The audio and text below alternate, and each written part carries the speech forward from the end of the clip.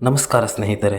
ಇವತ್ತಿನ ಮುದ್ದು ಸೊಸೆ ಸಂಚಿಕೆಯ ಕತೆ ತುಂಬ ಗಂಭೀರ, ಭಾವನಾತ್ಮಕ ಮತ್ತು ಸತ್ಯ ಸುಳ್ಳಿನ ಮಧ್ಯದ ದೊಡ್ಡ ಸಂಘರ್ಷವನ್ನು ತೋರಿಸುವ ರೀತಿಯಲ್ಲಿ ಮುಂದುವರಿಯುತ್ತದೆ. ಈ ಎಪಿಸೋಡ್ ಆರಂಭವಾಗುವ ಕ್ಷಣದಿಂದಲೇ ಒಂದು ತೀವ್ರವಾದ ತಳಮಳ, ಒತ್ತಡ ಮತ್ತು ಸತ್ಯ ಹೊರಬರಬೇಕೆಂಬ ಆತುರ ಪ್ರೇಕ್ಷಕರ ಮನಸ್ಸನ್ನು ಹಿಡಿದಿಟ್ಟುಕೊಳ್ಳುತ್ತದೆ. ಸಂಚಿಕೆಯ ಶುರುವಲ್ಲಿ ವಿದ್ಯಾ ದೇವರ ಮುಂದೆ ನಿಂತು ಪ್ರಮಾಣ ಮಾಡ್ತಾ ಇರುವ ದೃಶ್ಯ ಬಹಳ ಶಕ್ತಿಶಾಲಿಯಾಗಿ ಕಾಣಿಸುತ್ತದೆ. ಅವಳು ಹೇಳೋ ಮಾತುಗಳು ಕೇವಲ ಸಂಭಾಷಣೆಯಲ್ಲ, ಅವಳ ಮನಸ್ಸಿನ ಆಳವಾದ ನಂಬಿಕೆ ಮತ್ತು ಧೈರ್ಯವನ್ನು ತೋರಿಸುತ್ತದೆ. ಹೆಂಡತಿಯಾಗಿ ಗಂಡನ ಪರ ನಿಲ್ಲೋದು ತನ್ನ ಕರ್ತವ್ಯ ಅಂತ ಗೊತ್ತಿದ್ದರೂ ಅವಳು ಸತ್ಯದ ಪರ ನಿಲ್ಲೋದು ಇನ್ನೂ ದೊಡ್ಡ ಧರ್ಮ ಅಂತ ನಂಬುತ್ತಾಳೆ. ಇದೇ ವಿಚಾರ ಈ ಕಥೆಯ ಮುಖ್ಯ ತತ್ವವಾಗಿ ಬಿಡುತ್ತದೆ. ಅವಳಿಗೆ ಶಿವರಾಮೇಗೌಡರು ತಪ್ಪೇ ಮಾಡಿಲ್ಲ ಅನ್ನೋ ನಂಬಿಕೆ ತುಂಬ ಗಟ್ಟಿಯಾಗಿರುತ್ತದೆ. ಅದಕ್ಕಾಗಿ ದೇವರ ಮುಂದೆ ನಿಂತು ಇವತ್ತು ಎಲ್ಲ ಸತ್ಯ ಬಯಲಾಗಬೇಕು ಅಂತ ಹೇಳುವಾಗ ಅವಳಲ್ಲಿ ಒಂದು ಆತ್ಮವಿಶ್ವಾಸ, ಧೈರ್ಯ ಮತ್ತು ನ್ಯಾಯದ ಕಿರುಚು ಕೇಳಿಸುತ್ತದೆ. ಇನ್ನೊಂದು ಕಡೆ ವಿನಂತಿಯ ಮನಸ್ಥಿತಿ ಸಂಪೂರ್ಣ ವಿರುದ್ಧವಾಗಿರುತ್ತದೆ. ಹೊರಗೆ ಅವಳು ತಾನೇ ಸತ್ಯ ಹೇಳೋಕೆ ಬಂದಿದ್ದೀನಿ ಅನ್ನೋ ರೀತಿಯಲ್ಲಿ ನಿಂತಿದ್ದರೂ ಒಳಗೆ ಅವಳ ಮನಸ್ಸು ಭಯದಿಂದ ನಡುಗುತ್ತಿರುತ್ತದೆ.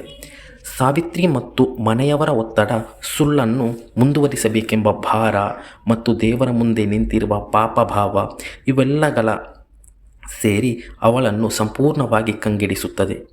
ಅವಳು ಹಾಕಿಕೊಳ್ಳುವ ಹಾರ, ಅವಳು ಕಟ್ಟಿಕೊಳ್ಳುವ ಬಾಲೆ ಬಿಗಿತ ಇವುಗಳೆಲ್ಲ ಅವಳ ಭಯವನ್ನು ಇನ್ನೂ ಹೆಚ್ಚಿಸುತ್ತದೆ. ಅವಳು ಮನಸ್ಸಿನಲ್ಲಿ ಇದು ಸಾಧ್ಯವೇ ಅಂತ ಪ್ರಶ್ನೆ ಮಾಡಿಕೊಳ್ಳೋ ಕ್ಷಣ ಅವಳೊಳಗಿನ ಒತ್ತಡವನ್ನು ಸ್ಪಷ್ಟವಾಗಿ ತೋರಿಸುತ್ತದೆ. ಕೆಂಡದ ಮೇಲೆ ನಡೆಯುವ ಪರೀಕ್ಷೆ ಈ ಕಥೆಯಲ್ಲಿ ಒಂದು ದೊಡ್ಡ ತಿರುವಾಗಿರುತ್ತದೆ. ಇದು ಕೇವಲ ದೈಹಿಕ ಪರೀಕ್ಷೆ ಅಲ್ಲ, ಸತ್ಯ ಮತ್ತು ಸುಳ್ಳಿನ ನಡುವಿನ ಅಗ್ನಿ ಪರೀಕ್ಷೆ. ವಿನಂತಿ ಆ ಕೆಂಡದ ಮೇಲೆ ಹೆಜ್ಜೆ ಇಡುವಾಗ ಅವಳ ಭಯ ಗರಿಷ್ಠ ಮಟ್ಟ ತಲುಪುತ್ತದೆ.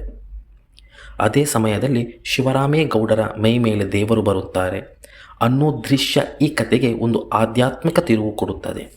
ಅವರ ಕೂಗು, ಅವರ ಕಣ್ಣುಗಳಲ್ಲಿ ಕಾಣಿಸುವ ತೀವ್ರತೆ, ಅವರ ಕೈಯಲ್ಲಿ ಕತ್ತಿ, ಬೆಂಕಿ ಇವುಗಳೆಲ್ಲ ಸೇರಿ ಒಂದು ಭಯಾನಕ ಆದರೆ ನ್ಯಾಯವನ್ನು ಹೊರತೆಗೆಸುವ ಶಕ್ತಿ ರೂಪದಲ್ಲಿ ಕಾಣಿಸುತ್ತದೆ. ಶಿವರಾಮೇಗೌಡರು ದೇವರ ಆವೇಶದಲ್ಲಿ ವಿನಂತಿಯ ಮುಂದೆ ನಿಂತು ಸತ್ಯ ಹೇಳು ಅಂತ ಮತ್ತೆ ಮತ್ತೆ ಒತ್ತಾಯ ಮಾಡುವ ದೃಶ್ಯ ತುಂಬ ತೀವ್ರವಾಗಿರುತ್ತದೆ. ಇಲ್ಲಿ ವಿನಂತಿಗೆ ತಪ್ಪಿಸಿಕೊಳ್ಳೋ ದಾರಿ ಇಲ್ಲ ಅನ್ನೋದು ಸ್ಪಷ್ಟವಾಗುತ್ತದೆ. ಅವಳು ದೇವರನ್ನು, ಕತ್ತಿಯನ್ನು ಮತ್ತು ಆ ವಾತಾವರಣವನ್ನು ನೋಡಿ ಕೊನೆಗೆ ಸಂಪೂರ್ಣವಾಗಿ ಮುರಿದು ಬೀಳುತ್ತಾಳೆ. ಆ ಕ್ಷಣದಲ್ಲಿ ಅವಳು ಸತ್ಯವನ್ನು ಒಪ್ಪಿಕೊಳ್ಳೋದು ಕಥೆಯ ಅತ್ಯಂತ ಪ್ರಮುಖ ತಿರುವು. ಭದ್ರನ ಮೇಲೆ ಹಾಕಿದ ಆರೋಪ ಸುಳ್ಳು ಅನ್ನೋ ಮಾತು ಹೊರಬಂದಾಗ ಎಲ್ಲರೂ ಶಾಕ್ ಆಗೋದು ಸಹಜ. ಇಲ್ಲಿ ಕತೆ ಇನ್ನೂ ಒಂದು ಆಳವಾದ ಅರ್ಥ ನೀಡುತ್ತದೆ. ಸತ್ಯ ಯಾವಾಗಲೂ ಹೊರಬರುತ್ತದೆ.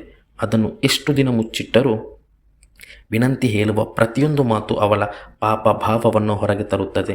ಅವಳು ತನ್ನ ತಾಯಿ ಸಾವಿತ್ರಿಯೇ ಈ ಎಲ್ಲ ಯೋಜನೆ ಮಾಡಿದ್ದು ಅಂತ ಹೇಳೋ ಕ್ಷಣ ಕುಟುಂಬದೊಳಗಿನ ನಂಬಿಕೆ ಹೇಗೆ ಕುಸಿದಿದೆ ಅನ್ನೋದು ತೋರಿಸುತ್ತದೆ. ಅದರ ನಂತರ ಬರುವ ಬಾಳೆದಿಂಡು ಸತ್ಯ. ಬಾಳೆದಿಂಡು ಬಹಿರಂಗವಾಗುವ ಕ್ಷಣ ಕತೆಗೆ ಇನ್ನೊಂದು ಶಾಕ್ ನೀಡುತ್ತದೆ.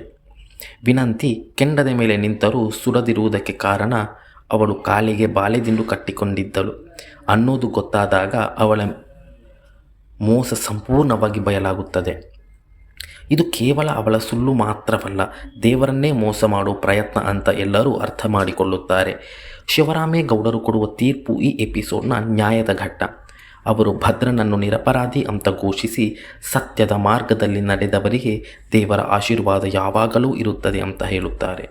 ವಿದ್ಯಾ ಮತ್ತು ಭದ್ರನ ಮೇಲೆ ವಿಭೂತಿ ಹಾಕುವುದು ಅವರ ಸತ್ಯನಿಷ್ಠೆಗೆ ಸಿಕ್ಕ ಗೌರವದ ಸಂಕೇತವಾಗಿರುತ್ತದೆ.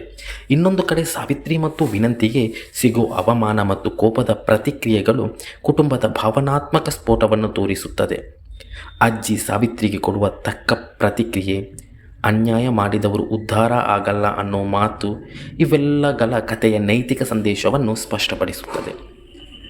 ಕೊನೆಯಲ್ಲಿ ಶಿವರಾಮೇಗೌಡರು ದೇವರಿಗೆ ಕೃತಜ್ಞತೆ ಸಲ್ಲಿಸುವ ದೃಶ್ಯ ತುಂಬ ಮನಮುಟ್ಟುವಂತಿರುತ್ತದೆ. ತಮ್ಮ ಮಗನ ಮೇಲೆ ಇದ್ದ ಆರೋಪ ದೂರವಾದ ಸಂತೋಷದಲ್ಲಿ ಅವರು ದೇವರ ಮುಂದೆ ಕೈ ಮುಗಿಯುತ್ತಾರೆ. ಇದು ತಂದೆಯ ಪ್ರೀತಿಯ, ನಂಬಿಕೆ ಮತ್ತು ನ್ಯಾಯಕ್ಕಿದ್ದ ಸಂತೋಷದ ಸಂಕೇತ. ಒಟ್ಟಿನಲ್ಲಿ ಈ ಸಂಚಿಕೆಗೆ ಸತ್ಯದ ಶಕ್ತಿ, ಸುಳ್ಳಿನ ಅಂತ್ಯ ಮತ್ತು ಧೈರ್ಯದ ಮಹತ್ವವನ್ನು ಬಹಳ ಸ್ಪಷ್ಟವಾಗಿ ತೋರಿಸುತ್ತದೆ. ಪ್ರತಿ ಪಾತ್ರದ ಭಾವನೆ, ಅವರ ನಿರ್ಧಾರಗಳು ಮತ್ತು ಅದರ ಪರಿಣಾಮಗಳು ಕಥೆಯನ್ನು ಇನ್ನಷ್ಟು ಗಂಭೀರವಾಗಿ ಮತ್ತು ಮನಮುಟ್ಟುವಂತೆ ಮಾಡುತ್ತದೆ. ಇದು ಒಂದು ಸೀರಿಯಲ್ ಕಥೆಯಲ್ಲ, ಜೀವನದಲ್ಲಿ ಸತ್ಯ ಯಾವಾಗಲೂ ಗೆಲ್ಲುತ್ತದೆ ಅನ್ನೋ ಸಂದೇಶವನ್ನು ಕೊಡೋ ಒಂದು ಬಲವಾದ ಉದಾಹರಣೆ. ಈ ವಿಡಿಯೋ ನಿಮಗೆ ಇಷ್ಟವಾಗಿದ್ದರೆ ದಯವಿಟ್ಟು ಲೈಕ್ ಮಾಡಿ ಮತ್ತು ನಿಮ್ಮ ಅಭಿಪ್ರಾಯವನ್ನು ಕಾಮೆಂಟ್ನಲ್ಲಿ ಹಚ್ಚಿ. ಇಂತಹ ಮತ್ತಷ್ಟು ರೋಚಕವಾದ ಕಥೆಗಳಿಗೆ ನಮ್ಮ ಚಾನಲ್ಗೆ ಸಬ್ಸ್ಕ್ರೈಬ್ ಮಾಡಿ. ಧನ್ಯವಾದಗಳು.